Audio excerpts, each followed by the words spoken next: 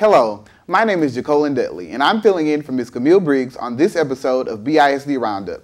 Today, we have with us Dr. Marcus Jackson, principal and author of Because My Teacher Said I Can. How are you doing today, Dr. Jackson? I'm doing better than terrific. All right, that's good. So tell us about your new book. The book entitled Because My Teacher Said I Can is actually a true story that I had an opportunity to witness this particular teacher literally ignite a flame within this child that's going to last a lifetime. She turned him into a non-believer into believing that he was the smartest kid in first grade in the entire world.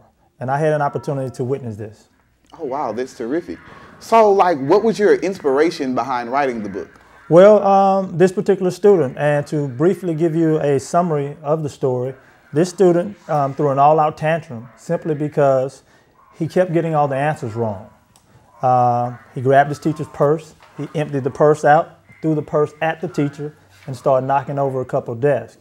At this particular time, I was summoned to the classroom to remove the child from the classroom. I did that, and while he was in my office, he saw a poster on the wall. And on this poster was a picture of a little boy sitting on a basketball, looking up at the goal, and the poster read, "Believe in yourself, all things are possible." At this particular time, Amari asked me, "Dr. Jackson, is that you on the picture?" Because all my students knew that I played professional ball in Madrid, Spain, and I played ball in college. At this particular time, I told him no, that's not me, but it was me when I was young. And at that particular time, he grabbed me on my shoulder and he went into saying, "If I could be tall, I would.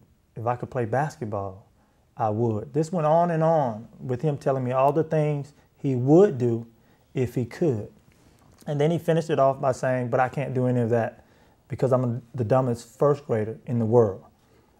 And I replied by simply telling him no, he wasn't, but he just made a bad decision. And he asked me, was I going to suspend him?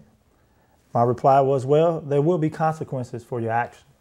And the little first grader said to me, "That wouldn't be good because I need to be in school. I need to be in school learning, so suspending me wouldn't be good." And he was correct.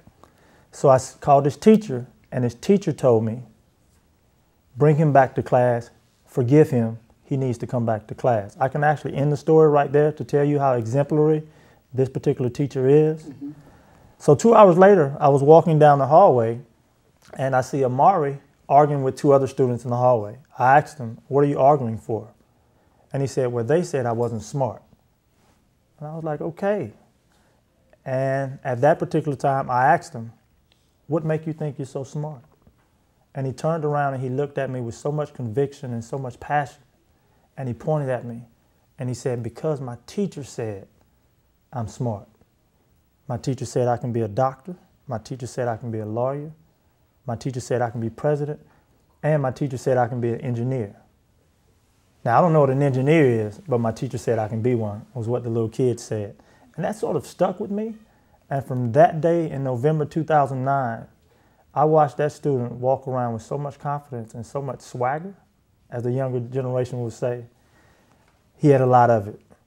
And that teacher did something to that child to ignite a flame in him that's going to last a lifetime. And now he's in the third grade and he's an honor roll student, and he don't get in trouble anymore. Oh, wow, that's amazing.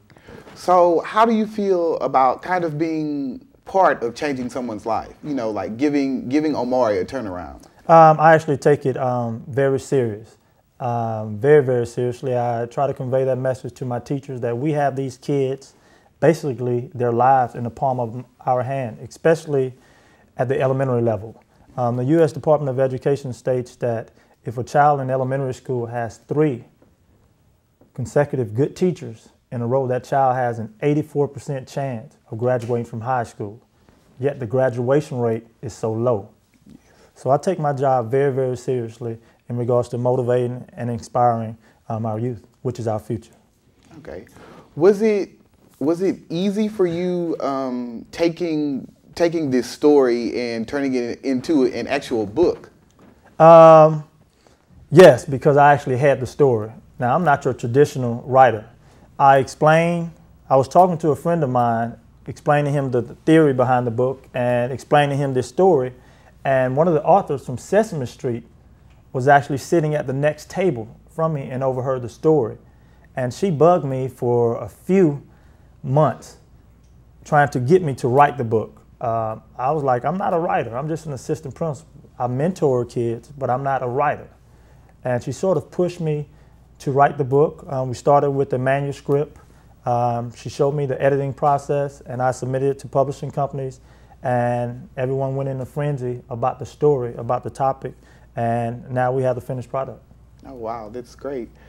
So was it easy for you going from your principal mode into the author mode? Yes, it was. It actually was. Very, very smooth, very smooth transition, because I'm actually there. I'm actually living the story all day, every day. It's nothing superficial. I don't have to sit down and think about anything. I just simply write what's happening. Yeah, what's going on? Okay, so how do you feel about like the recent buzz, the uproar of your new book? Because like it's getting a lot of recognition. God is amazing. Totally have caught me off guard. We just come from an elementary school, and one of the teachers asked me, am I selling my presentation? Can they buy my presentation off video?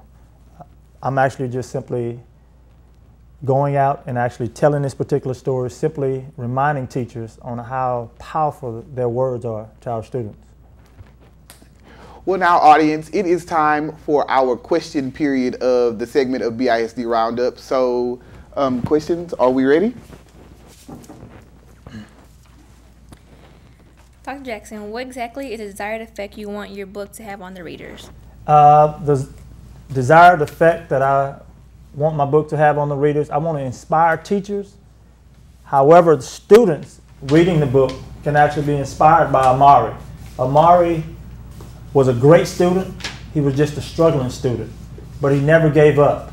And with this being National Bullying Month, October, this is a great lesson for students and to remind them on the impact, the negative impact that has on the child. Thank you.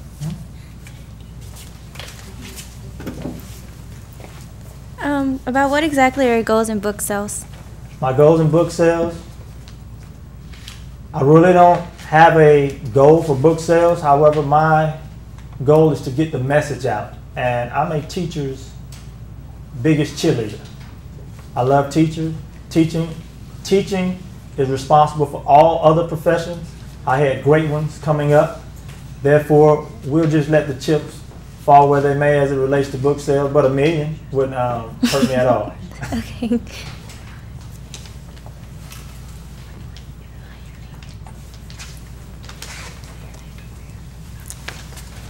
Hi, my name is Ashley Ephraim, and I wanted to know, would you say your book is only for younger readers or for everyone in a different age range?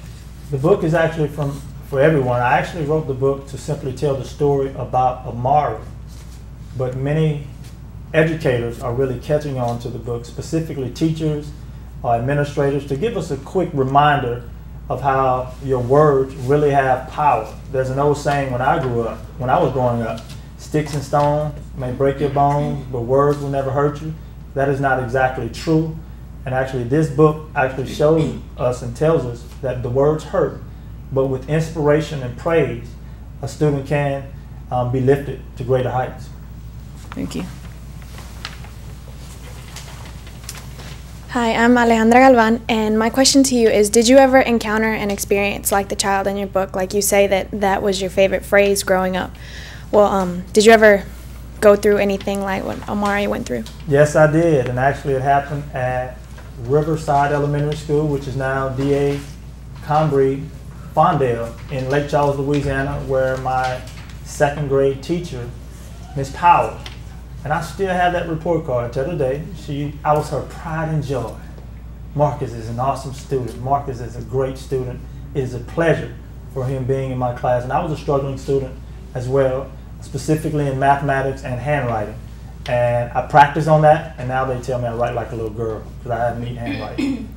But Miss Powell was that teacher for me, and I was Amari in Miss Powell's class in second grade. Thank you.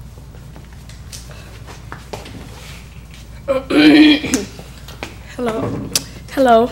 My name is Yao, and my question is: do you think that you will write more books in the future? Yes, I actually I'm working on my second book now, and it's a true story that actually happened at my school. I was being interviewed for this particular book when a student came into my office. But before this particular student came into my office, at the beginning of the school year, we had a second grade student from another country who could not read at all. He was terrified about school. So I saw him crying in the hallway with his teacher, and I stopped to intervene. And I asked him, "What's wrong?" And he said, "Please help me read. I don't know how to read. We don't do a lot of school in my country," was the child's words to me. I calmed him down. I said, "You will be able to read this year." The teacher hugged him, and she told him, "You will be able to read." 4 weeks later, he was reading his first 18-page book to me. It was a very low level, but he was reading. And while they were interviewing me for this particular book, I had a real live example of "because my teacher said I can" to happen right before my eyes. So I called him in, and he read to the reporters, and the story ended up being on him and his teacher as opposed to me, the author. So my next book is entitled "School is About to Start and I Can't Read," a story of a successful student learning how to read. Okay, thank you. Okay, audience, well, this has been our question period of BISD Roundup. And Dr. Jackson, in conclusion, I would just like to thank you for being here. You've been a wonderful guest on our show today. And remember, audience, Dr. Jackson's book, "Because My Teacher Said I Can," it is a must-have and a must-read, if I do say so myself. And I'm your Jacolin Dudley, your guest host of BISD Roundup, and we'll see you next time. Thank you.